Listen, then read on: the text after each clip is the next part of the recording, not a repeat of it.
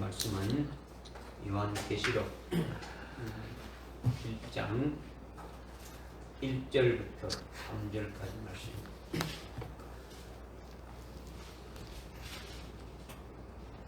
요한계시록 1장 1절부터 3절까지 예수 그리스도에 계시라. 이는 하나님께서 반드시 속히 일어날 일들을 그의 종들에게 보이시려고 그에게 주신 것이요 그의 천사를 그의 종 요한에게 보내어 알게 하신 것이니라. 요한은 하나님의 말씀과 예수 그리스도의 증거와 자기가 본 모든 것을 증거하였느니라. 이 예언의 말씀을 읽는 자와 듣는 자들과 거기에 기록된 것을 지키는 자들이 복이 있나니 이는 그 때가 가까움이라. 아멘. 아멘.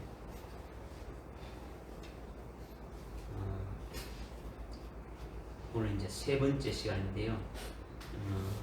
1장 1절에 예수 그리스도의 계시라. 요한계시록 1장부터 22장까지가 예수 그리스도의 계시다라는 거죠. 예수님이 계시하십니다. 그것이 뭐냐? 하나님 아버지께서 이미 창세 전에 앞으로 되어질 하나님 그 계획하신 그 반드시 속히 일어날 일들, 이벤트죠. 추상적인 것이 아니고 반드시 일어날 일들이라는 거죠. 그 일들에 대해서 누구에게 주셨느냐? 그의 아들이신 예수 그리스도에게 주셨다라는 거죠. 왜 주셨느냐? 그의 종들에게 보이시려고. 예수님의 종, 예수님의 그 예수를 믿고 예수님으로 다시 오실 그 예수님을 맞이하며 소망하는 아주 그와 같은 자들에게 그의 종들에게 주신다. 그래서 그 종은 특정한 종을 말한다. 그냥 일반적인 모든 사람을 말하는 것이 아니고 모든 성도들을 말하는 것이 아니라 그의 종들이다. 이거는 오늘 은혜 시대의 목사님들을 말하는 것이 아니라 환난 날에 아주 쓰임 받게 되는 그 같은 종들을 말한다. 여기에는 뭐 오늘날 은혜 시대의 평신도로부터 해가지고 뭐 다 이렇게 포함되는데 하여튼 다시 오실 주님을 사모하고 그 믿음으로써 지는 그 같은 자들에게 보이시려고 이미 이거는 그 종은 뒤에 이미 다 나와 있어요. 이제 다 나와 있는데 그의 종들에게 이 말씀을 보여주려고 그의 천사를 요한에게 그의 종 요한에게 보냈다.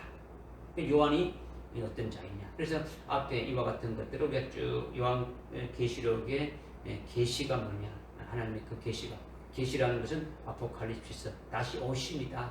그때 나타나십니다. 주님의 오심에 관한 말씀이다. 이걸 쭉 깨달았고요. 그 다음에 그 반드시 속히 될 일들이 어떤 것을 말하느냐 이걸 쭉 말씀했고, 그 다음에 그의 천사를 보냈다. 그의 천사가 어떤 천사를 보냈느냐. 그 다음에 그의 종 요한에게 특별히 많은 자들이 있는데 그 사도들이 있는데 특별히 사도 요한을 택해서 이렇게 시험을 왜 그렇게 줬느냐. 바로 우리가 그의 종들은 사도 요한과 같은 그런 믿음으로 세워진 자에게 이렇게 보여줄 것을 미리 말씀하셨다. 이미 태초의 말씀부터 생명세계부터 보고 있는 그 사도 요한, 하나님 아버지가 생명세계에서 하신 일들부터 쭉 알고 있는 그와 같은 믿음의 수준에 있는 같은 사도 요한에게 보여주셨다. 이것을 지난 시간까지 우리가 말씀을 드렸고요. 오늘 이제 3절에 이 예언의 말씀을 읽는 자와 듣는 자들과 거기에 기록된 것을 지키는 자들이 보겠나니 이는 그때가 가까움이라. 이제 이 말씀을 이제 우리가 3절을 오늘 하는 거죠. 뭐 한 절이지만은 한 절 한 절이 엄청나게 깊은 진리를 가지고 있는 거예요. 우리에게. 그러니까 설렁설렁해서 넘어갈 것이 아니에요. 그죠? 그러니까 이 말씀을 뭐 우리가 이런 식으로 한다 그러면 뭐 얼마나 시간 걸리겠습니까? 그죠? 그러니까 특히 이제 뭐 주일날 오후 시간 이런 것들이 제약되어 있기 때문에 하여튼 지금 앞에 1절부터 3절까지 우리 했던 걸 기억하면서 이제 3절의 말씀을 증거하는 거죠. 이 예언의 말씀은 요한계시록의 말씀이에요. 요한계시록의 말씀. 요한계시록. 줄을 보십시오. 뭐 성경책을 볼 건 없고 성경책은 다 알고 있으니까. 이 예언의 말씀은 요한계시록의 말씀인데 이 요한계시록의 말씀은 뭐냐? 1절에서 반드시 속히 될 일들이야. 그러니까 이 예언의 말씀은 바로 뭐라고요? 반드시 속히 될 일들이라는 거죠. 반드시 속히 될 일들이 예언이라는 거죠. 앞으로 되어질 거니까. 그죠? 앞으로 되어질 그 예언이라는 거죠. 그러니까 예언의 말씀이니까 이미 과거에 이루어진 것이 아니라 앞으로 이루어질 것이에요. 그죠? 이루어질 것을 지금 제가 말씀하고 있는 거예요. 그래서 이거는요, 반드시 속히 될 이 일은요, 이 지금 앞에 지금 이렇게 했는데 결론에 가서도 22장에 가서도 똑같이 또 말씀하고요. 반드시 속히 될 일들에 대해서 이것이 이루어진다. 이런 것을 계속 강조하면서 말씀하고 있는 거예요. 강조하면서. 그죠? 그러니까, 이 반드시 속히 될 일은 과거에 이미 이루어진 것이 아니고 앞으로 이루어질 일들이다. 이거예요. 그러니까, 앞으로 7년 환란이 없다. 7년 환란이 없다. 7년 환란 중에 일어날 일들은 상징적이다. 이렇게 해석하는 자들, 없다거나 이렇게 해석하는 자들은 반드시 속히 될 이 예언의 말씀을 부정하는 거죠. 한국 교회가 보수교단이라고 하는 그런 교단들은 어떻게 하느냐? 이 7년 환란이 없다고 주장하고 있는 거예요. 7년 환란이 없다. 그거는 상징적이다. 이거는 하나님이 하신 말씀을 믿지 않는 거예요. 믿지 않는 거예요. 그러니까 오늘 저녁이라도 주님이 오시면 끝난다. 이거지. 주님이 하신 말씀을 믿지 않는 거예요. 믿지 않는 거예요. 그러니까 이거는 매우 잘못된 거죠. 분명히 계시록은 반드시 속히 될 일들을 예언하신 말씀이다. 이걸 여러분이 아주 분명히 믿어야 되는 거예요. 그런데 이 예언의 말씀인 요한계시록의 말씀을 여기 읽는 자, 그 다음에 듣는 자들, 그 다음에 지키는 자들, 이게 세 나오는 거죠. 그죠? 그런데 여기 보니까 읽는 자는 특징이 뭡니까? 한 사람이라는 거죠. 읽는 자는 몇 사람이라고요? 한 사람. 듣는 자는 복수죠. 지키는 자들은 복수단 말이에요. 지키는 자. 그러니까 읽는 자를 여러 명을 두어서 이렇게 한다면 주님께서 읽는 자들이라고 이렇게 말해야 되는데 그렇지 않더라는 거죠. 읽는 자들이 아닌 읽는 자라고 단수로 이렇게 말씀하는 거죠. 그러면 읽는 자란 뜻이 뭔가? 읽는 자라고 왜 이렇게 말씀하시는 것인가? 우리 지금 한글 역본이라든가 여기 뭐 그 영어 역본 같은 데는 정확하게 표현이 못 되고 있는 거예요. 그냥 읽는 자, 그럼 읽는 뭐냐 이렇게 되는데 헬라어는 정확하게 그 뜻을 이렇게 드러났기 때문에 헬라어로 읽는 자는 뭐냐면 호 아나키노스콘이라 이렇게 말합니다. 호 아나키노스콘 이렇게 되는데 그 문법의 형태, 호 아나키노스콘이라는 그 단어의 문법의 형태는 뭐냐면 동사고 분사고 현재고 그 다음에 능동이고 주격이고 남성이고 그 다음에 단수다 이렇게 딱 되어 있어요. 그 문법 형태가. 그러니까 읽는 자는 사도 요한과 똑같은 아주 분량으로 보고 깨달아서 읽는 자인 단수 한 사람을 가리키는 거예요. 그러니까 사도 요한에게 모든 것을 앞으로 될 일들을 보여주어서 기록했는데 그 사도 요한과 같은 믿음의 아주 믿음의 수준으로 세워진 자가 되어져야 사도 요한이 기록한 것들을 어떻게 합니까? 보고 읽을 수가 있는 거예요. 읽을 수가 있다는 거죠. 그러니까 여기는 읽는 자라는 건요, 한 번 읽어주고 끝나는 것을 말하는 것이 아니라는 거죠. 계속 읽어주는 자라는 뜻이 담겨 있는 거예요. 계속 읽어준다라는 거예요. 계속 읽어준다라는 거죠. 여기서 읽어준다라는 것은 그냥 우리 한국말로 됐으니까 한국말로 쭉 읽어주는 이걸 말하는 게 아니더라는 거죠. 이거를 깨닫게 해주는 거예요. 풀어서 해석하고 깨닫게 해주는 것을 말한다는 거예요. 빨리 한번 찾아봅시다. 느헤미야서 8장을 합니다.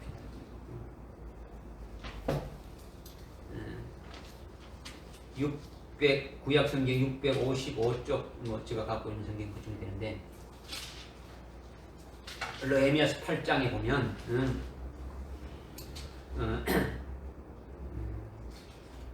그 6절에 에스라가 위대하신 주 곧 하나님을 송축하니 모든 백성이 손을 들고 아멘 아멘 하며 응답하고 그들이 머리 숙여 땅에 행했더라. 지금 에스라가 지금 쭉 이제 그 앞에서 이제 1조 이게 2절 보면 제사장 에스라가 7째 달 1일에 율법책을 남녀 회중이 알아들을 수 있는 모든 자들 앞으로 가져가서 물문 앞에 있는 거리에서 아침부터 저녁까지 남자와 여자와 알아들을 수 있는 자들이 앞에서 읽으니 모든 백성들이 율법책을 경청했다. 이렇게 나오지 않습니까? 그죠? 그런데 이제 거기 8절에 가면 8절에 그렇게 그들이 하나님의 율법책을 명확히 낭독하고 그 의미를 알려주어 백성들로 낭독한 것을 깨닫게 하더라. 그러니까 단순히 읽어주는 게 아니고 뭐 한다고요? 깨닫게. 그때 당시는 율법책이 많이 있는 게 아니고 아주 한 분이 있기 때문에 그걸 가지고 읽어주는 거예요. 읽어주는 거죠. 이제 읽어주면서 어떻게 한다고요? 깨닫게 해주고 알게 해준다는 거죠. 그래서 여기 9절에 쭉 보게 되면 끝에 9절 끝에 보니까 이는 모든 백성이 율법의 말씀을 듣고 옳았기 때문이다. 좀 이렇게 쭉 하고 있는 거죠. 그러니까 지금 뭘 말하냐면 율법책을 깨닫게 했다라는 거죠. 읽어주면서 깨닫게 하는 것이 뭐라고 한다고요? 읽는 자라는 거죠. 읽는 자. 그러니까 읽는 자라는 것은 왜 읽는 자라고 하느냐? 계속 현재는 문법 형태가 현재라는 거죠. 계속 읽어준다라는 거죠. 계속 왜 계속 읽어주느냐? 1절에 뭐라고 했습니까? 누구에게 보여주려고? 그의 종들에게 보여주라니까 그의 종들이 다 세워지기까지 읽는 거예요.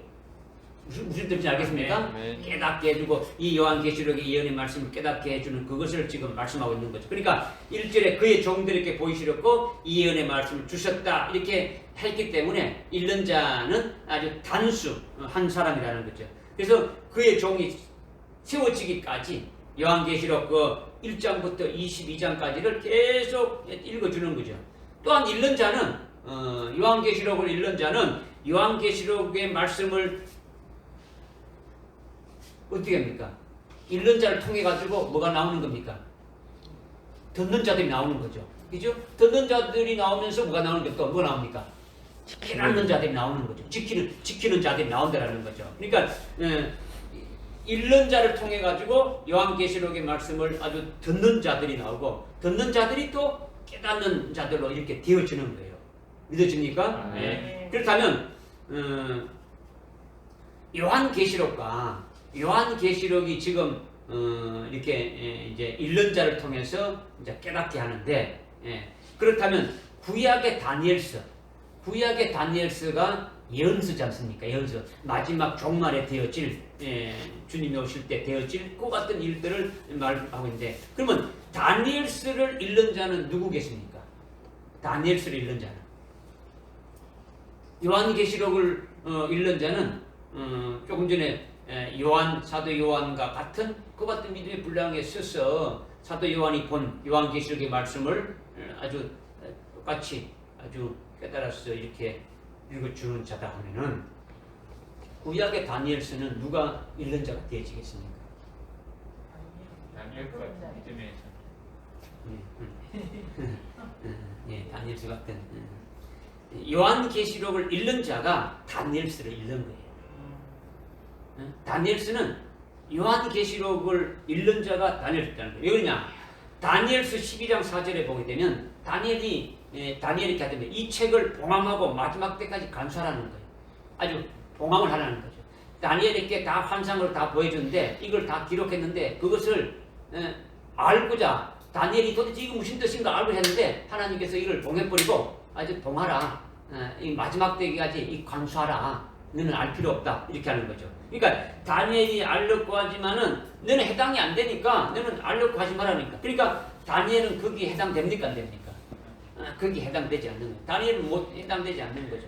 여러분 다니엘도 12장에 읽어보게 되면은 12장 13절에 보게 되면은 너는 네 갈 길로 가라는 거죠. 너는 알 필요가 없다. 네가 있는 이건 알 필요 없고 너는 마지막 때가 아직 안 됐기 때문에 너는 해당되지 않는다. 네가 할 길을 그냥 이렇게 가라고 주님 말씀하고 있지 않습니까? 그러니까 그 봉함된 책이 결국은 요한계시록에 와가지고 아주 표놓인 책이 되어진 거예요. 그러니까 주님이 마지막 때 되어질 일들을 다니엘서에서도 이렇게 보여줬는데 다니엘서에 보여준 것이 지금까지 봉함되어져 있었더라는 거죠. 그렇죠? 그 다음에 요한계시록도 사도 요한으로 보여주셨는데 사도 요한을 보내주고 보여준 것이 그대로 막 깨달아지고 알게 되졌냐? 그게 아니고 지금 2000년 가까이 이것이 봉해져 있은 책이라는 거죠. 알지 못하고 깨닫지 못하는 그와 같은 상태로 이제 있었더라는 거죠. 그러니까 이제 결국은 다니엘은 거기에 그러니까 다니엘이 기록했지만 다니엘에 해당되지 않는 거죠. 그다음에 그 봉함된 책이 결국은 요한계시록에 와서는 아주 표놓인 작은 책이 이렇게 되어져서 요한계시록을 아주 뒷받침해주는 아주 표리와 같은 거예요. 그러니까 다니엘서는 요한계시록에 영향을 미치는 거예요. 그러나 요한계시록은 다니엘서에 영향을 미칠겠습니까? 못 미치는 거죠. 후에 기록됐으니까 미치지 못하는 거죠.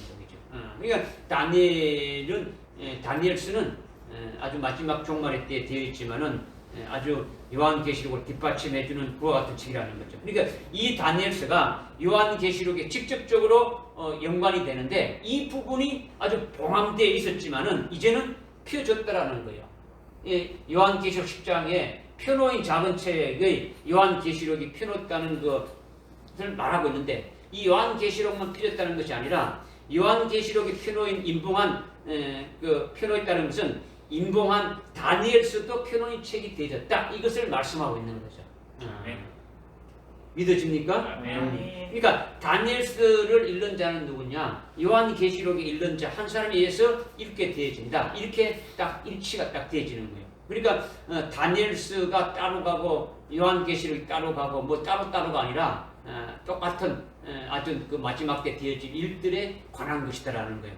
그래서 이렇게 이 예언의 말씀을 읽는 자는 한 사람에 의해서 그것을 계속 이렇게 듣게 되면 듣는 자들과 거기에서 지키는 그 같은 자들이 아주 복이 있다. 지금 이것을 지금 3절에서 지금 말씀하고 있는 거죠. 그러니까 이 예언의 말씀을 그 종들에게 주는데 그 종들이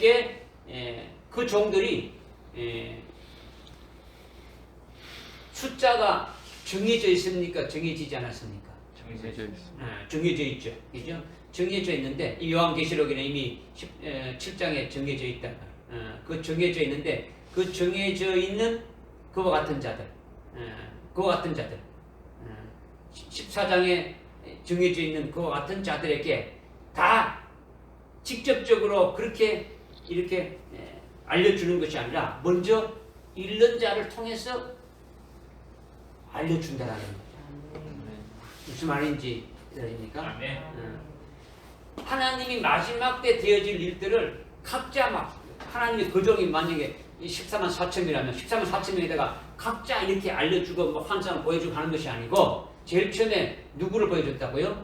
사도 요한을 통해서 이거를 보여주고 사도 요한을 통해서 보여준 이것을 또 사도 요한과 같은 믿음에 써 있는 최초의 읽는 자를 통해 가지고 이 말씀을 또 봅니다. 또 깨닫게 해주고 알게 해주시는 거예요. 믿으십니까? 그래서 이 예언의 말씀을 읽는 자가 왜 단수가 되느냐, 왜 단수이냐, 이거를 조금 여러분들이 이제 알기를 원하는데, 우리나라에 100년 전에 뭐 이렇게 기독교가 들어왔을 때, 그게 길선주 목사님 같은 경우에는 요한계시록을 알기 위해서 5만독을 했어요. 5만독. 이름이 5만독이라는 것이 뭐 별로 안 같지만 5만독 이름 지금 몇 독 했습니까? 요한계시록을 많이 읽으라 그랬는데 읽어도 복이 되지 않는 생각이죠? 읽으라 했으니까 읽어야 되니 5만독 했는데 깨닫지를 못했어요. 그리고 많은 분들이 요한계시록을 깨닫기 위해서 금식하고 막 아주 뭐 철야하면서 깨닫지만 깨닫지 못하는 거예요. 심지어 장로교의 시조라고 할 수 있는 칼빈이 창세기부터 유다서까지는 주석을 만들었어요. 주석을 다 이렇게 썼지만은 요한계시록만은 아주 깨닫지 못해가지고 아주 손을 대지 못하는 거예요. 그 요한계시록만 없는 거예요. 주석이. 나머지는 다 있고. 그러면 그런 분들이 뭐 영감이 부족했느냐? 그들이 있었을 그때 당시에 그들은 아주 영감이 아주 충만한 분들이었단 말이에요. 충만한 자들이었어요. 전혀 부족함이 없다는 거죠. 성경을 많이 그러면 읽지 못했느냐? 그것도 아니다는 거죠. 그런데 요한계시록이 안 열렸다라는 거죠. 안 열렸다. 그러면 읽는 자는 그러면 언제 어디에서 이렇게 나타나게 해 주시느냐? 이런 것들이죠. 그죠? 이런 문제가 있다라는 거죠. 여러분이 다니엘서 9장을 읽어보게 되면 다니엘서 9장을 이미 우리가 다 이렇게 했지 않습니까? 다니엘서 9장에 보게 되면 다니엘이 아주 영감이 충만하고 하나님 앞에 정말 인정받는 하나님의 종이지 않습니까? 다니엘이. 이 다니엘이 예레미야서를 구약의 예레미야서를 많이 읽었겠어요? 못 읽었겠어요? 많이 읽었죠. 그죠? 많이 읽었단 말이에요. 아주 기도도 하고 성경을 수백 번 읽었지 않겠습니까? 그죠? 그렇게 읽었는데도 예레미야서 25장 11절부터 아주 14절의 말씀, 이스라엘이 바벨론의 포로가 돼가지고 70년 동안 포로 생활하게 될 것을 하나님이 그 기간을 정해놨는데 그것을 읽어도 몰랐다라는 거예요. 이것을 언제 깨달았느냐? 다니엘이 그 성경을 수없이 읽었는데도 언제 깨달았냐? BC 606년에 포로로 잡혀갔는데 포로로 잡혀가서 다니엘서 9장 2절에 보니까 다리오 왕 첫째 해가 몇 년이냐면 BC 358년, 538년인데 538년이 돼서 그때야 깨닫게 되었다는 거죠. BC 536년에 예루살렘으로 아주 기환령이 떨어지고 해방될 것을 그때 깨달았다라는 거예요. 그러니까 70년이 차기 2년 전에, 그러니까 포로로 와서 68년이 지난 다음에 2년이 남은 이제 하나님이 정해놓은 이스라엘이 바벨론의 포로로 70년간 포로 생활할 것이다. 그 예언한 그 말씀이 응해지기 2년 전에 이 말씀을 보고 깨닫게 되어졌다라는 거예요. 그러니까 70년 차기 2년 전에 되니까 68년이 지났지 않습니까? 그 후에 예레미야서 25장 11절에서 14절의 말씀이 해가지고 70년이 차면은 바벨론에서 해방되어가지고 예루살렘으로 아주 기환하게 되어진다. 이 말씀을 깨닫고 그때를 알게 되어진 거죠.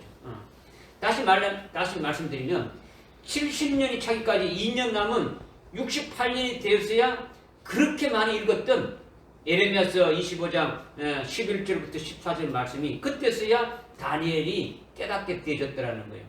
몇 년 남겨놓고? 2년 남겨놓고 때가 다 됐어요. 그때야 깨닫게 되어졌더라는 거예요. 왜 그렇게 된 겁니까? 그것은 아무리 읽어도 하나님이 깨닫지 못하도록 가려놓았기 때문에 읽어도 그 뜻을 모른다라는 거죠. 그래서 이제 때가 다 돼가지고 알게 해주는 거죠. 깨닫게 해주시는 거죠. 그러니까 뭐 다니엘 절대 영감이 부족해서 그렇게 됐냐? 절대 그런 게 아니라는 거죠. 다니엘서 9장에서 다니엘로 알게 해주시는 것은 아주 때가 딱 되니까 하나님이 알게 해주셨다. 이것을 말씀하고 있는 거예요.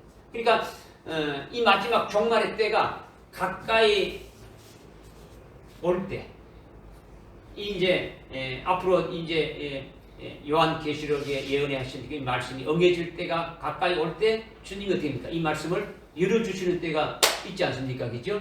그러니까 과거에 다니엘서를 기록했지만 마지막 종말의 때에 되어질 것을 깨달아서 알 수가 있습니까? 알지 못하는 거예요. 그죠? 또 초대교회 때부터 해가지고 쭉 오면서 수많은 그 믿음의 아주 종들이 많이 있었는데 그들이 참 이 마지막 때에 되어질 것을 알았느냐? 잘 몰랐단 말이에요.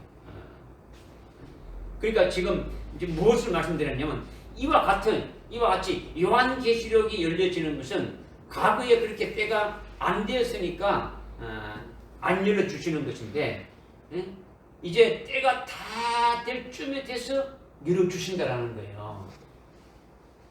무슨 말씀인지 깨달아지죠? 그리고 요한계시록에 대해서 얼마나 중심을 가지고 아주 요한계시록이 깨달아지기를 아주 사모하면서 이 말씀이 아니면 자기는 살 수 없다는 아주 생명을 바치는 자가 있다면 뭐 그런 자를 하나님이 이렇게 합당한 그 중에서 제일 합당한 자를 아주 세워서 최초의 이른 자로 이렇게 세운다라는 거예요. 믿어주십니까? 물론 신앙도 올랐어야 되고 그 다음에 아주 사모하는 것이 아주 이 요한계시록이 깨달아지지 않으면 아주 식음을 전폐하면서 그냥 사모하기를 아주 깨닫게 되기를 하는 그와 같은 자들을 있다면 그 중에서 제일 아주 하나님께서 보시고 합당한 자를 최초로 이른 자를 세우지 않겠습니까? 그러면 그의 종들 했죠.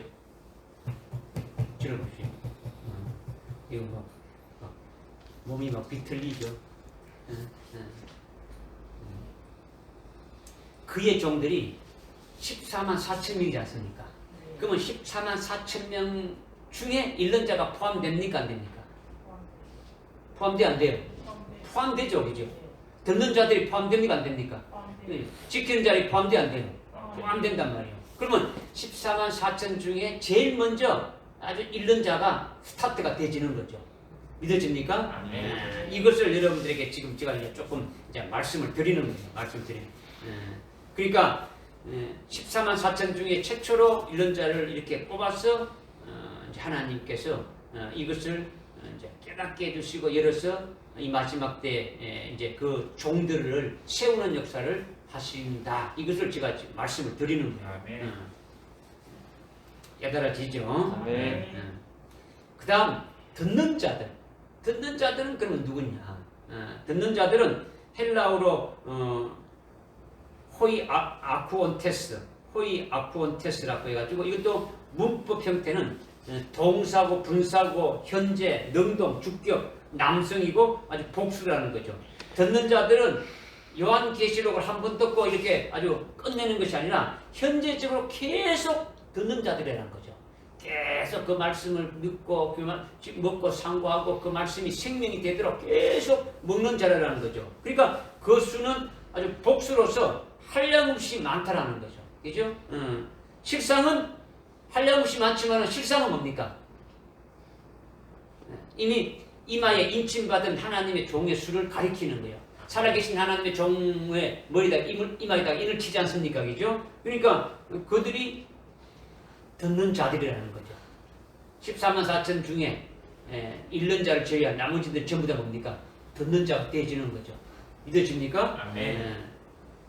그 다음에 이 듣는 자 중에서 듣는 자 종들에 의해서 증거가 되면 어떻게 됩니까? 듣고 이들을 또 증거합니까? 증거하지 않습니까? 증거하게 되어지는 거죠.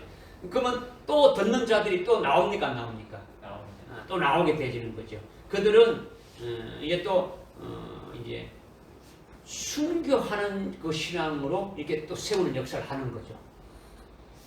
무슨 알겠습니까? 그러니까 읽는 자를 통해서 듣는 자가 나오면 듣는 자들이 또 나가서 증거를 합니까? 안 합니까? 들었으니까. 그죠? 증거해서 또 그들에 의해서 듣는 자에서 또 듣는 자가 나오게 되면 그들은 아주 순교의 신앙으로 이렇게 세우는 역사를 하게 되어진다라는 거예요. 그러니까 순교하는 자들의 수는 능히 셀 수 없는 흰옷 입은 무리라고 7장에서 말씀하고 있지 않습니까? 그죠? 7장의 그 9절에 보게 되면 흰옷 입은 무리가 아주 셀 수 없는 흰옷 입은 무리라는 거죠. 그들이 또 듣는 자들이 되어진다. 그러니까 아주 복수다. 이것을 지금 말씀하고 있는 거예요. 그러니까 3절에서 이언의 말씀을 듣는 자들이 누구냐? 이 듣는 자들은 이미 14만 4천에 해당되는 그 남녀 종들에 해당되는 자들이 듣는 자들이다라는 거예요. 이 듣는 자들이 은혜 받은 것을 전구해서 또 듣는 자들이 나와서 거기에 또 다 듣는 자들이 다 포함되어진다. 이것을 지금 말씀드리는 거예요. 아멘. 네. 그러니까 읽는 자와 듣는 자, 그 다음에 또 어떤 자들이 있습니까? 지키는 자들이 있다는 거죠. 지키는 자들은 헬라어로 테론테스라고 하는데 문법 형태는 아주 듣는 자와 이렇게 동일한데 들은 것을 아주 기록된 말씀을 확인해가고 확인해서 그것을 아주 믿고 지켜가는 자들이죠. 아주 처음 들을 때부터 현재 계속적으로 어떻게 합니까? 지키는 자들이 계속 이제 말씀으로 인도함 받으며 지켜나가는 것을 의미하는 거죠. 이 지키는 자들도 복수죠. 한 명이 아니고 아주 복수로 그 수가 아주 많다라는 것을 지금 계시하고 있다라는 거예요. 이렇게 지키는 자들을 다 뭐가 되겠습니까? 지키는 자들이 다 뭐가 되겠습니까? 그의 종이. 네, 그렇죠. 먼저는 14만 4천에 해당되는 그의 종이 되는 것이고 그들에 의해서 또 순교하는 첫째 부활의 영광에 참여하는 자들이 또 되어지는 거죠. 그죠? 네. 그들을 통해서 또 순교하는 자들이 또 나오게 되어진다라는 거죠. 이게 지키는 자들이라는 거죠. 그러나 여기에는 휴가하는 자들은 포함되지 않는 거예요. 휴가하는 자.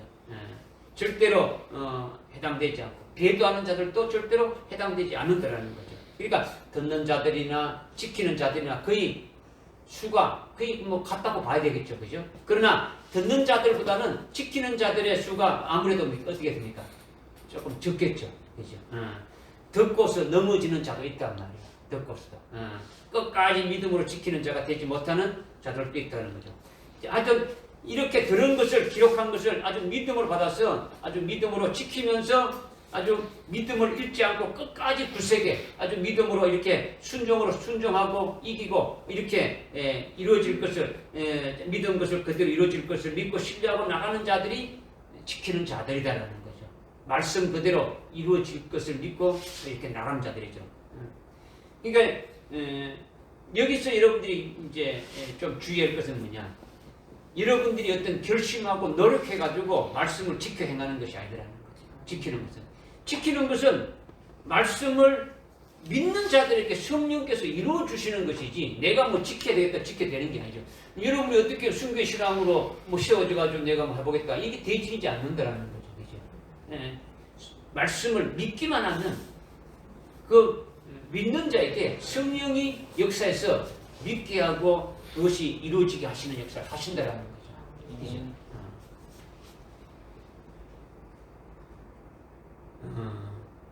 오전에 우리가 예배 드릴 때 했던 말씀 중에 민수기 23장에서 어떤 말씀이십니까? 하나님은 사람이 아니니 거짓말하지 않으시고 하나님은 사람이 아니기 때문에 아주 시근하지 않는다. 아니, 거짓말하지 않고 변역하지 않는다. 하나님은 사람이 아니기 때문에 아주 뭐 취소하지 않는다라는 거죠. 반드시 어떠하고요? 말한 것을 행하신다라는 거죠.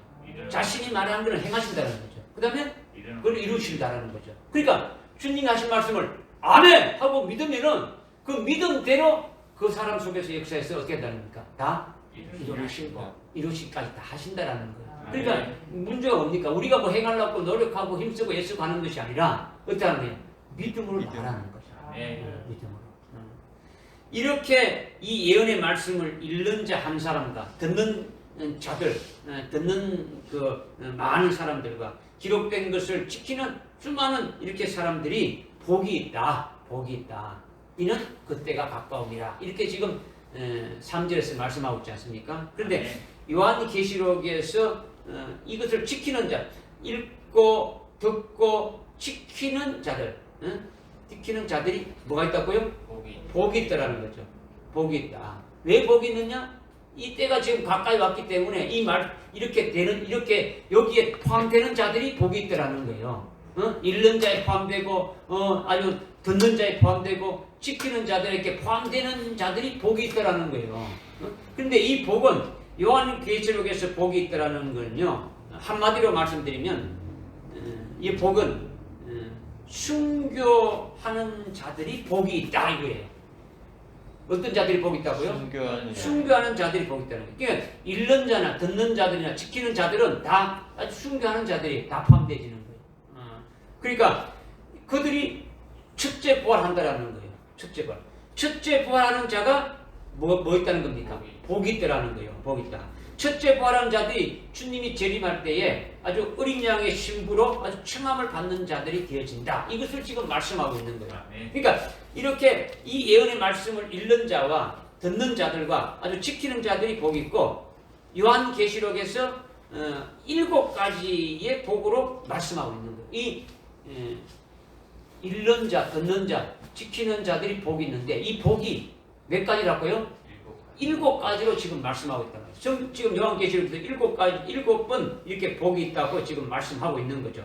그러니까 이 복은 환란을 통해서 아주 순교함으로 아주 어린 양의 아내가 되는 한 가지 복으로 딱 말할 수 있는 거예요. 아주 순교해서 그리스도의 신부가 되지는 복이라는 거예요. 한마디로 한다면.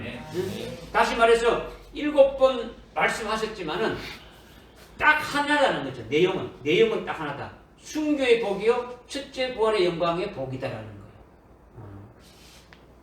이 복이 다 똑같은 거예요. 내용이 똑같은 거예요. 한번 찾아봅시다. 뭐 이왕 찾아봤으니까, 그죠? 졸리니까 찾아보는 거예요. 시간이 없는데, 여러분. 가야 될 길이 아주 혹시 많이 남았는데. 1장 3절에 우리가 복이 있죠, 그죠? 1장 3절에 복이 있고, 14장 13절에 14장 13절에 보니까 또 내가 하늘에서 나는 음성을 들었는데 나에게 말씀하시기를 기록하라. 이제부터 주 안에서 죽는 자들은 복이 있다. 주 안에서 죽는 자들은 순교하는 자들을 말해요. 14장 13절 14장 13절 믿어집니까? 네. 그 다음에 16장 16절 15절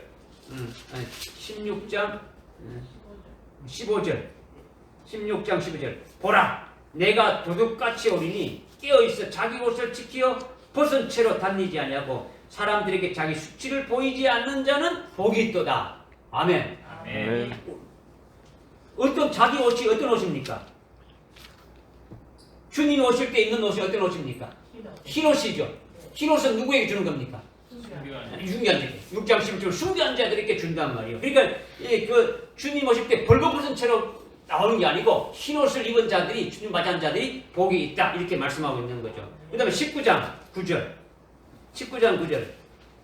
그때 그가 내게 말하기를 어린 양의 혼인잔치에 초대된 그들은 복이 있다. 어린 양의 신부가 되어지는 게 복이 있다는 거죠. 이거 어떤 자들이 되는 겁니까? 순교한 자들이죠. 순교한 자들이. 그 다음에 뭐 20장 6절에 보니까 첫째 부활에 참여하는 자는 복되고 거룩하도다. 둘째 사망이 그들을 다스리는 권세가 없고 오히려 그들이 하나님과 그리스도의 제사장이 되어 1000년 동안 그들과 함께 통치하리라. 왕으로 통치하리라. 이렇게 말씀하고 있는 거예요. 그러니까 첫째 부활에 참여하는 자들이 복이 있다라는 거예요. 이것도 또 어떤 자들입니까? 순교하는 자들이고 그리스도의 신부되는 자들을 말한다. 그 다음에 22장 7절에 보니까 보라 내가 속히 어리니 이 책의 예언의 말씀을 지키는 자가 복이 있다라는 거예요. 요한계시록 1장 1절부터 쭉 지금 22장까지 말씀하신 이 말씀을 지키는 자들이 복이 있다라는 거죠. 그 다음에 14절에 그 계명을 행하는 자는 복이 있다.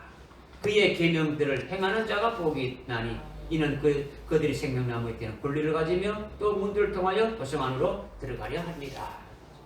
그러니까 이 7번 복이 나오는데 이 복을 한마디로 말하면 어떤 복이라고요? 순교의 복이고 첫째 부활의 영광의 복이고 또 말한다면 그리스도의 신부되는 복이라는 거예요. 뭐 다른 거 없어요. 뭐 다른 복을 말씀하시는 것이 아니라는 거죠. 그렇기 때문에 요한계시록의 복은 일반적인 복이 아니다라는 거죠.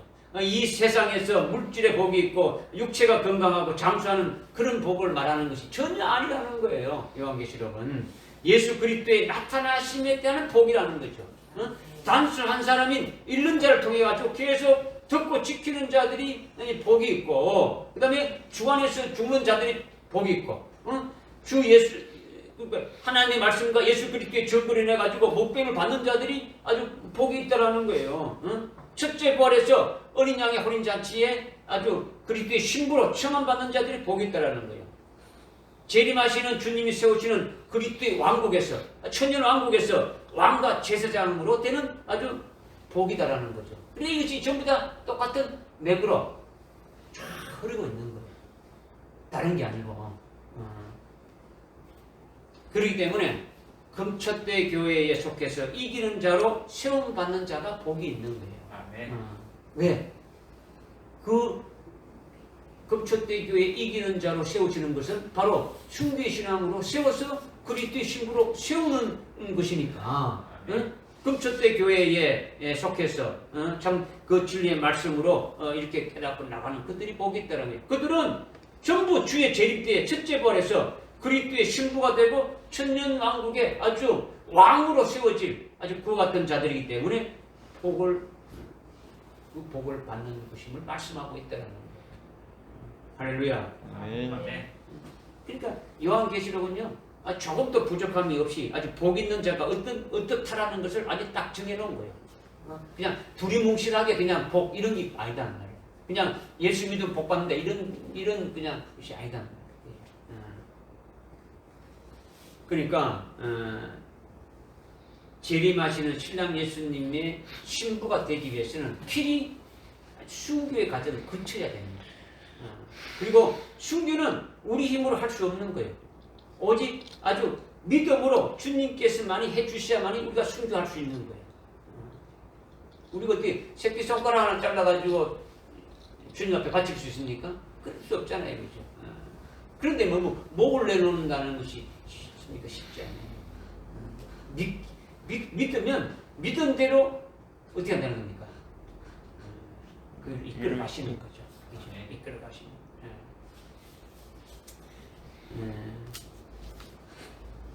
다시 말씀드리면 6장 11절에 보면 어떻게 합니까?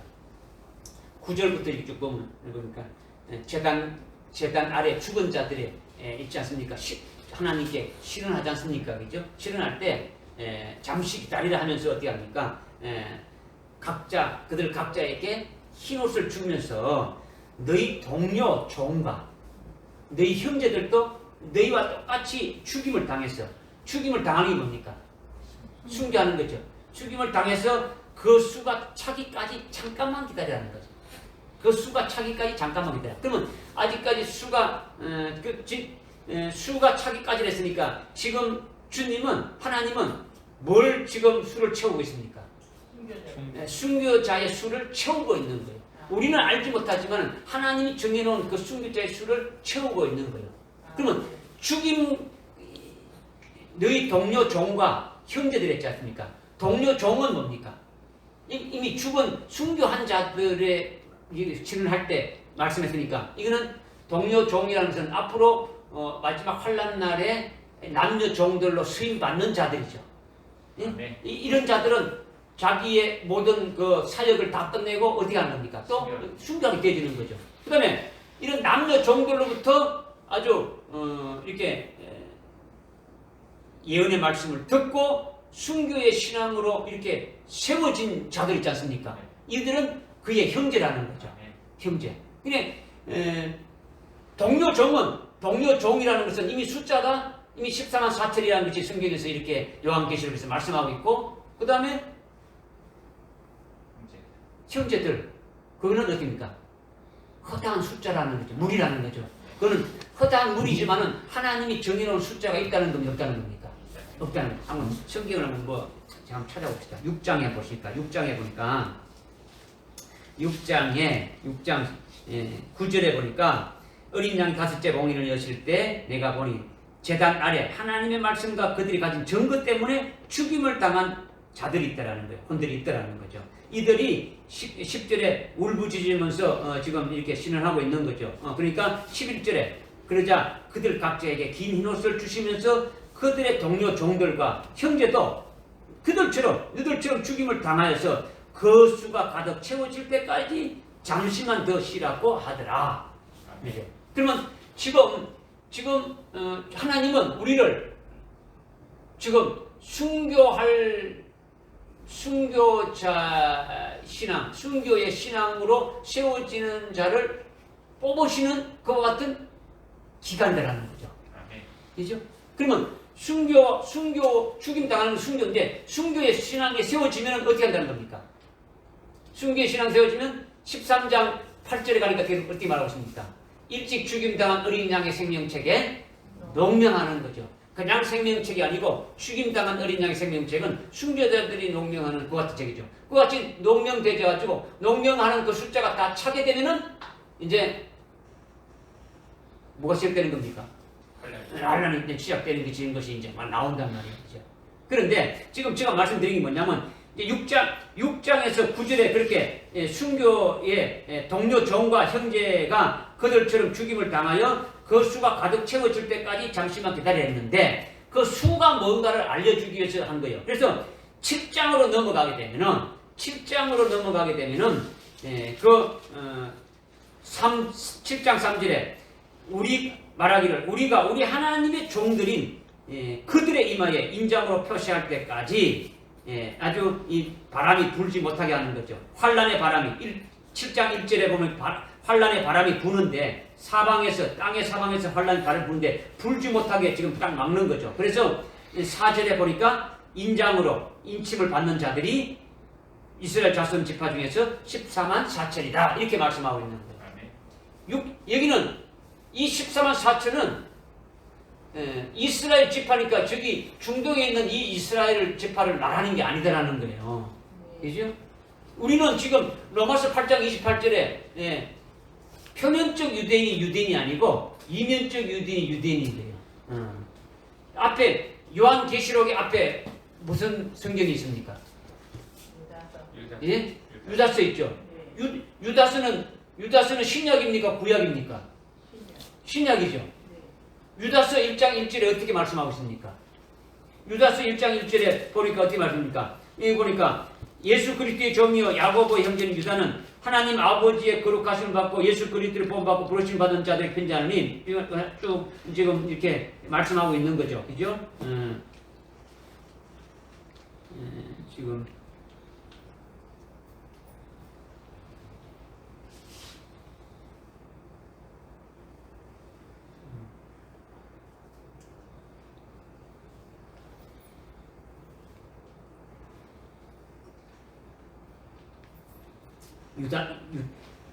유다서에 보게 되면은 지금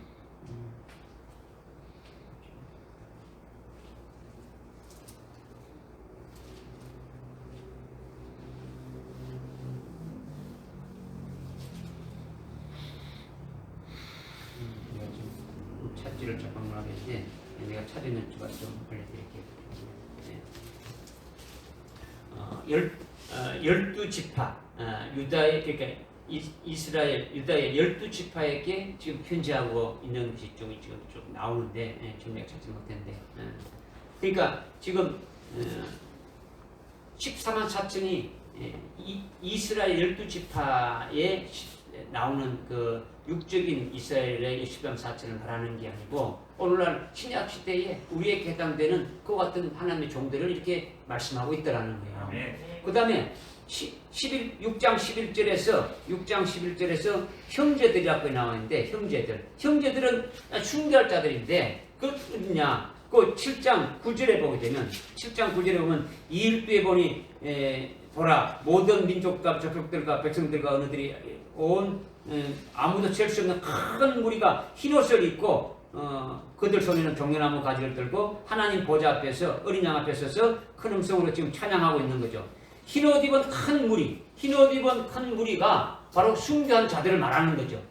능히 셀 수 없는 아무도 셀 수 없는 그 같은 무리를 말하는 거죠. 그들이 누구냐? 13절에 보니까 그때 장로 가운데 한 사람이 대답하여 가라기를 흰옷을 입은 이 사람들이 누구며 어디서 왔느냐 하니까 14절에 이는 대환란에서 나온 사람들이다. 환란을 통해서 나온 자들이라는 거예요. 순교한 자들을 지금 말씀하고 있는 거죠. 믿어집니까? 아멘. 예. 지금 1장 3절에 아주 이 예언의 말씀을 읽는 자들과 듣는 자들과 지키는 자들이 복이 있다. 읽는 자와 듣는 자들과 지키는 자들이 복이 있다는데 이 복이 뭐냐에 대해서 지금 이제 말씀을 드렸는 거예요. 그죠? 그러니까 한마디로 이렇게 말씀드리면 그 말씀이 뭡니까? 아주 순교의 아주 신앙에 아주 이렇게 세워져 가지고 아주 순교할 자들이 딱 되지면 이것이 최고의 아주 복된 자다라는 거예요. 그리스도의 신부가 될 자라는 거죠. 그리고 이는 그때가 가까움이라 이렇게 말씀하고 있죠. 이는 그때가 가까움이라는 것은 그때를 언제를 말하느냐? 그때가 언제를 말하느냐? 7절에 보니까 주님이 구름 타고 오신다고 지금 말씀하고 있지 않습니까? 7절에 보니까 보라 그가 구름들과 함께 오시니 모든 눈이 그를 볼 것이요 그를 찌를 자들도 볼 것이요 땅의 모든 족속들이 그로 인하여 애국하리라. 그대로 되리로다. 아멘. 한데 7절에 1장 7절에 주님이 오시는 때가 다 됐더라는 거죠. 이는 지금 여기 3절에 이는 그때가 가까움이라 이렇게 말하고 있는데 이때가 언제 말이냐면 주님이 구름 타고 오시는 주님의 재림의 때가 가깝다라는 거예요. 아멘. 믿어지십니까? 아멘. 그러니까 주님이 오시는데 요한계시록에 가게 되면은 요한계시록 22장에 가게 되면은 끝장에 가게 되면은 이 세 분이나 주님이 오심에 대해서 결론으로 말씀하고 있는 거예요. 요한계시록 1장에서 총론적으로 1장 7절에 구름 타고 그분이 오신다 이렇게 말했는데 22장 결론에 가게 되면은 어떻게 말씀하고 있느냐? 22장 7절에 보니까 보라 내가 속히 온다. 온다. 이 예언의 책의 말씀을 지키냐 보니까 내가 속히 온다라는 거예요. 그 다음에 12절에 보니까 보라 내가 속히 온다. 내가 줄 상이 각 사람이 있다. 이렇게 하죠. 내가 속히 온다라는 거죠. 그 다음에 20절에 가서 어떻게 합니까? 이런 일들을 정하는 분이 말씀하실 때 반드시 내가 속히 오리라. 무려 한 장에서 몇 분 얘기했습니까? 세 번이나 말씀하고 있는 거죠. 한 번 말씀에도 하나님이 하신 말씀이니까 주님이 하신 말씀이니까 그대로 이루어지는데 아주 세 번이나 말씀하시고 있다는 거예요. 반드시 이루어진다는 거죠. 주님이 이루어진다는 거죠. 믿어주십니까? 네. 그러니까 주님 재림 직전에 주님이 오신다면 주님 재림 직전에 뭐가 있습니까? 주님이 오시기 전에 반드시 있게 되는 일이 뭐냐면 하나님 아버지로부터 지금 예수님이 하나님 아버지로부터 7 인봉한 책을 인수받게 되는 거죠.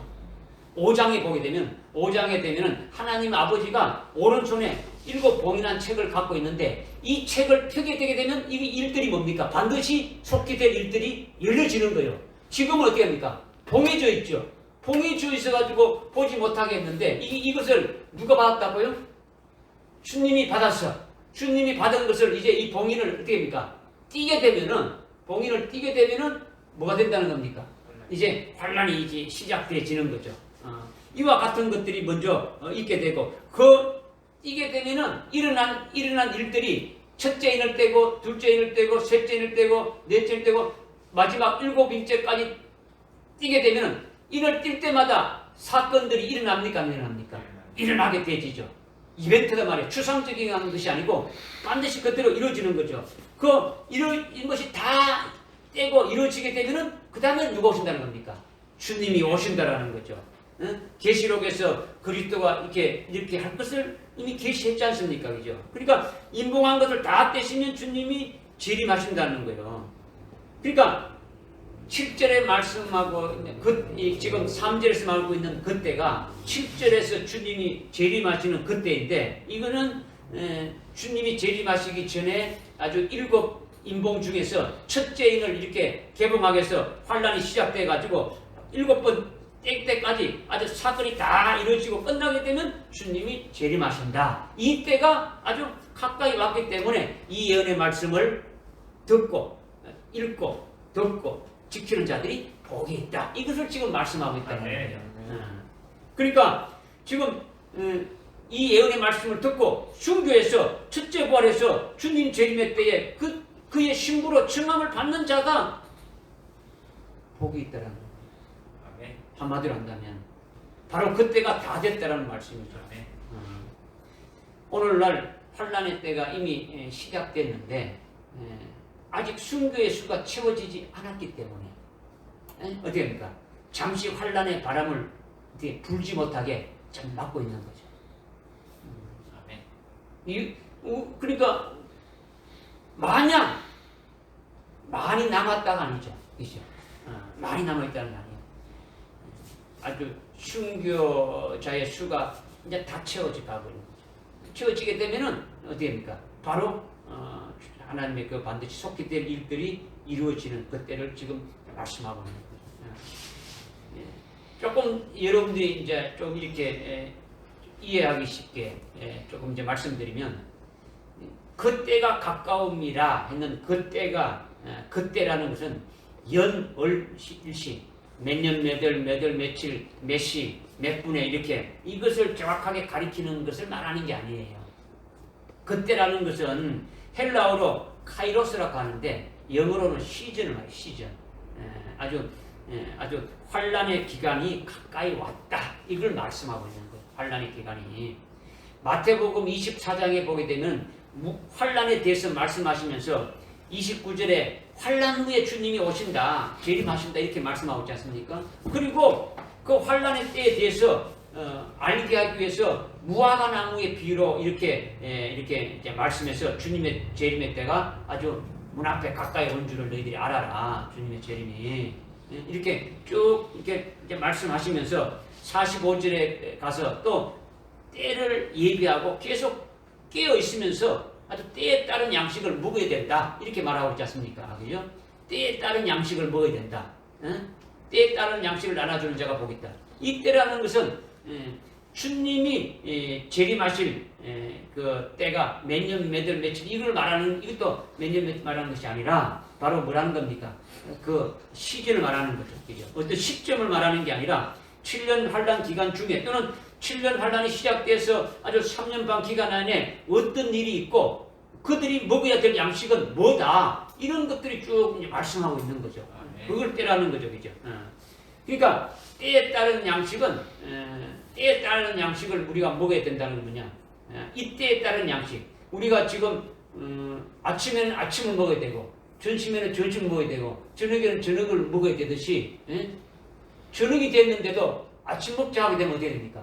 이거는 조금 이상한 사람이지 않습니까? 그죠? 그러니까 주님이 초림하셔서 지금까지 쭉 우리 이방인들 그 구원의 역사가 이제 다 마지막 끝나가는 이 시점에 주님이 오시는 이때에는 이때에 주님을 다시 맞이할 수 있는 그 말씀으로 아주 먹는 자가 복이 있다. 이것을 지금 말씀하고 있는 거죠.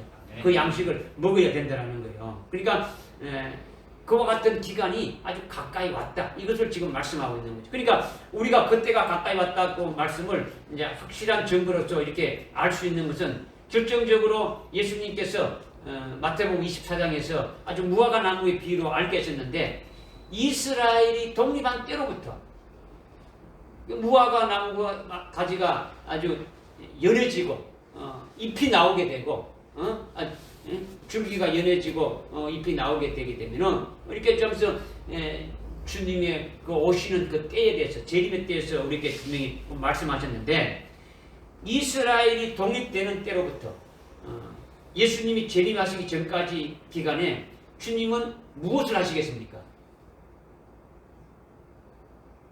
무화과 나무의 비유를 배우려 했지 않습니까? 마태복음 24장 한번 보십시오. 여러분이 성경을 많이 읽었어야 무슨 말씀만 해도 말귀를 알아듣지. 여러분이 성경을 제대로 읽지 않으면 말해도 이게 무슨 말인지 이렇게 된다 그러면 시간만 그런 거죠. 이것저것 다 해야 되니까. 그죠? 마태복음 24장 32절에 무화과 나무의 한 비유를 배우라. 이 말씀하기 전에 그 29절에 어떻게 하고 있습니까? 29절에는 예? 환란 후에 그 다음에 30절에 인자가 온다. 인자가 구름 타고 온다 했지 않습니까? 그죠? 환란이 끝나고 주님 오시는 거예요. 그래서 주님이 다 말씀했죠. 주님이 다 말씀하시면서 32절에 이제 그 주님이 오시는 그 때에 대해서 비유로 말씀하시는 거예요. 무화과 나무의 비유를 배우라. 가지가 유연해지고 잎이 나오면 여름이 가까이 온 줄 알아. 주님이 가까이 이렇게 온 줄 알아라는 거죠. 종말이 된 때가, 환란이 시작때가 됐다는 것을 알아라는 거죠. 이와 같이 너희도 모든 것을 보면 이 일이 가까워 곧 문 앞에 이런 줄 알아. 주님이 앞에 가까이 온 줄 알아 하면서 34절에 진실로 내가 이르노니 이 세대가 지나가기 전에 이 모든 일들이 다 이루어지라. 이 세대, 무화과 나무의 비유를 배우게 되면은 무화과 나무가 뭐냐면 이스라엘을 말하는 거예요. 이스라엘이 가지가 유연해지는 건요. 이스라엘의 나라가 AD 70년에 나라가 없어졌어요. 나라가 로마 예에 가지고 됩니까? 완전히 없었지 않습니까? 그죠? 2000년 동안 없던 그 나라가 1948년 5월 14일 날 독립하게 됐단 말이에요. 그리고 2000년 가까이 없던 나라가 독립하게 되어진 것이 뭐냐면 가지가 유연하게 된 거죠. 가지가 유연하게 되고 잎이 나온다. 1차 세계 대전이 끝나고 약속을 했죠. 이스라엘을 이렇게 독립시켜 줄 것을, 이스라엘에게 땅을 줄 것을, 나라를 세워줄 것을 약속했지 않습니까? 그것이 2차 세계 대전이 끝나면서 5월 14일 날, 1948년 5월 14일 날 이것이 이루어졌단 말이에요. 잎이 피게 되진 거죠. 그러니까 이것을 본 자는 주님이 오실 때가 어떻다고요? 이미 문 앞에 이런 줄 알아는 거죠. 그런데 34절에서 어떻게 말씀하고 있습니까? 이 세대가 지나기까지 이 모든 일이 다 이룬다는 거죠. 이 세대, 한 세대가 지나가기까지. 성경에서 말하는 세대는요, 한 세대는 70년을 말하는 거예요. 70년, 1948년부터 70년이면 언제 됩니까? 몇 년 돼요? 2018년. 2018년에 주님 오시니까 그 전에 7년 하나 빼면은 2012년. 뭐 이미 다 지나간 거예요. 그죠? 무슨 말씀인지 지금 깨달아집니까? 근데 지금 환란이 시작됐어요, 안 됐어요? 주님이 오셨어요, 안 오셨어요? 안 오셨죠? 아까 이제 6장 11절에 됩니까? 6장 11절에 어떻게 말씀하고 있습니까?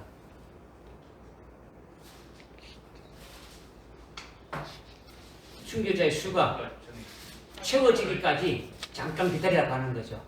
그러니까 지금 이스라엘이 독립한 때로부터 주님이 오실 때까지 그 기간은 지금 뭘 하는 기간입니까?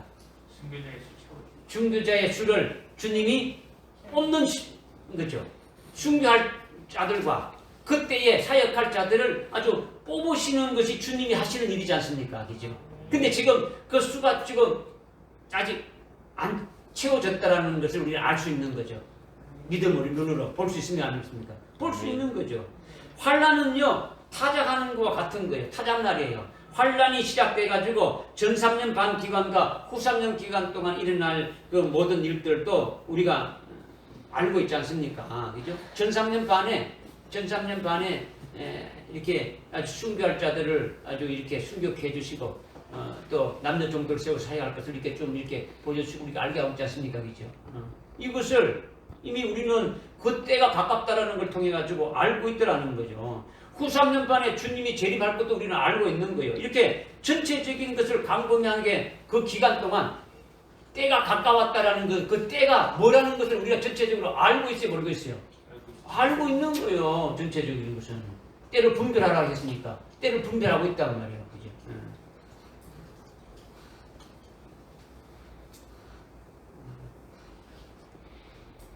어렵죠. 잘 깨달아지지 않죠. 뭐가 뭔지 잘 모르겠죠.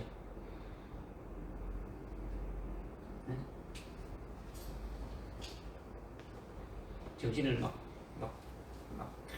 차려도 그냥 안 되는데 이게 그냥 슬렁슬렁 해가지고 단어풀이로 뭐 이렇게 정도로 여러분들 생각하고 있다면 이건 뭐 아무것도 안 되는 거죠. 막 여러분이 막 이것이 안 되면 이 말씀이 아니면 나는 진짜로 살 의미도 못 느낄 정도로 막 그렇게 마주 막 갈급하게 느끼면 이 말씀을 내가 보겠다 이런 마음의 어떤 그것이 없으면은 말씀을 받을 수가 없어요. 말씀을 안 받으면은 그냥 그는 그 뚝배기와 똑같은 거죠. 아무 필요가 없어요. 아무 소용이 없는 거죠. 뭐 되겠지. 뭐 시간이 가면 되겠지. 뭐 금천대 교회 나왔으니까 뭐 알아서 해주겠지. 이게 아니다고 했지 않습니까? 그치?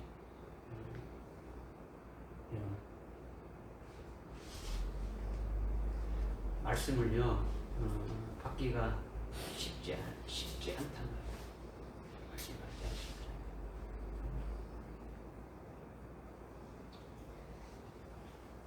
않아요. 때가 가깝다라는 것은 지금 읽는 자와 듣는 자들과 지키는 자들이 복이 있는데 왜 복이 있느냐? 때가 가까웠다라는 거죠. 그들의 복이 뭐냐? 순교해서 그리스도의 신부로 아주 세워지는 어린 양의 호린 잔치에 초대받는 그와 같은 복에 참여하는 자들이고 그들은 주님이 그리스도의 왕국을 세워서 제마치 그리스도의 왕국을 세워서 거기에서 왕과 제사장으로 세워받는 그런 아주 복된 것인데 그것이 이루어질 날이 가까이 왔다라는 거예요. 그러니까 주님이 오시는 그때 몇 년, 몇 월, 며칠 이것이 아니고 그 전체적인 7년 기간에 7년이라는 그 환란의 그 기간이 가까이 온다는 것을 지금 말씀하고 있는 거예요. 그러니까 그거를 전체적으로 우리는 알고 있단 말이에요. 이미 마태복음 24장을 통해서 주님이 오실 때 되어질 일들을 다 말씀해서 그것이 응해지는 것을 우리가 눈으로 보고 있고, 그죠? 그 다음에 주님이 환란 후에 오신다라는 것을 또 말씀하셨으니까 그 말씀을 하시면서 우리에게 쭉 되어질 일들을 쭉 말씀하고 있으니까 아주 전체적으로 이 환란의 기간, 7년 환란의 기간 중에 전 3년 반 기간 동안에 어떤 일이 있고 후 3년 반 기간에는 어떤 것이 있고 뭐 이런 것들을 전체적으로 이렇게 말씀하신 것이 우리가 이렇게 이미 깨달아서 알고 있다라는 거예요. 그 다음에 또 마태복음 24장의 무화과 나무의 비유를 통해 가지고 또 우리에게 말씀하시는 것은 주님이 지금 마지막 때에 쓰실 종들을 지금 뽑고 계시고 있고 순교할 자들을 지금 뽑고 있다는 것을 이거 알 수 있는 거예요. 그리고 환난 날은 어떤 것이냐? 즉 그리스도가 이렇게 등장해서 아주 믿는 자들에 대한 그 환난이다. 그 믿는 자들로 하여금 환난하는 게 뭐냐? 믿는 자들에 대한 알곡을 아주 추려내는 것이다. 아주 그리스도의 신부될 자들을 이렇게 뽑아내는 것이다. 그와 같은 것이 환란이 시작돼 가지고 1003년 반에 있을 것이고 후 3년 반에 있을 것이고 이런 것들이 우리가 다 알게 되어진다는 거죠. 알고 있다라는 거죠. 무슨 말씀인지 깨달았죠? 근데 지금이 어떻다고요? 지금 그 기간이 분명히 주님이 말씀하신 그 때라는 것이 이미 시작돼야 되는데 아직 시작되지 않고 있다는 것도 우리도 알고 있는 거예요.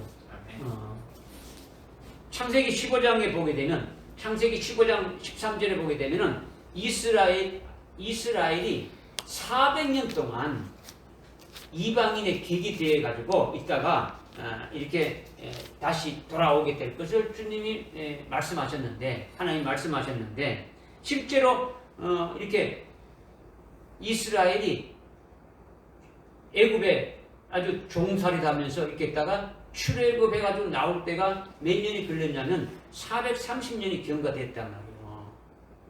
그러니까 이런 사건을 통해서 볼 때 때가 가깝다는 말씀을 우리가 깨달을 수가 있는 거예요. 깨달을 수가. 창세기에서 이스라엘 백성들이 아주 애굽에 아주 풀무불같이 아주 용광로 같은 그런 곳에 잡아져 가지고 400년 동안 연단을 하나님 하시겠다고 말씀하셨어요. 그랬는데 실제 그 연단이 끝나고 나올 때가 몇 년이 걸렸냐면 430년이 걸렸단 말이에요. 30년이나 더 걸린 거예요. 더 걸렸단 말이에요. 왜 그렇게 되졌느냐? 오늘날도 똑같은 거예요.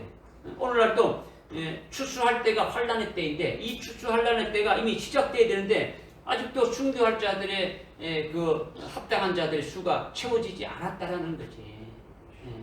그 수를 지금 채우시는 거지. 주님의 마음이 아주 급하시는 거예요.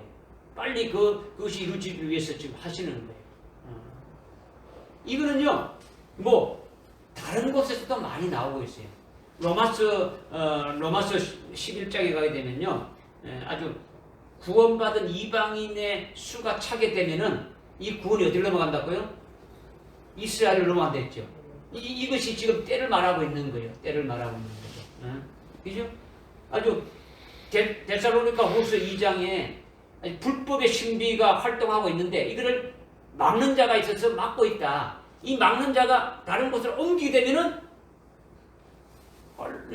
적그리스도가 등장해서 시작하게 될 것을 말씀하고 또 있지 않습니까? 그죠? 표현만 다르게 되어지는 것이지. 조금 전에 말한 무화과 나무의 비유도 말씀하셨죠. 그죠? 요한복음 4장에 가면 넉 달 농사에 대해서도 말씀하고 있지 않습니까? 넉 달 농사. 넉 달 농사가 끝나면 너 추수한다. 이것을 분명히 또 말씀하고 있지 않습니까? 그죠? 다니엘서도 말씀하고 있고 계속 뭐 때에 대해서는 말씀을 많이 하고 있어요. 그런데 이것을 여러분들이 좀 이제 깨닫기를 원하는 거죠. 우리는 환란이 시작되는 시점은 알 수가 없어요. 환란이 언제 몇 년 몇 월 며칠 시작된다는 걸 알 수가 없는 거죠. 요한계시록 6장 11절에 하나님께서 정한 순교의 믿음의 선자들의 수가 채워질 때 비로소 시작된다고 우리는 이제 말씀으로 알고 있는 거죠. 따라서 우리는 주님의 계시로 말미암아 아주 속히 될 일들을 깨닫게 해주시는 말씀을 믿고 이 말씀을 통해서 아주 본 것을 증거하면서 내 속에 이루어진 것으로 아주 증거하는 자가 이렇게 되어지는 것이 중요한 거죠. 이 말씀을 아주 듣는 자, 지키는 자가 복이 됐으니까 때가 가까이 왔음을 우리가 확실히 아주 깨닫고 분별해가지고 신랑 예수님 앞으로 우리가 인도함을 받을 수 있는 그 같은 자리에 세워지는 것이 아주 중요하다라는 거예요. 그러니까 여러분들이 환란이 언제 오는가가 중요한 게 아니에요.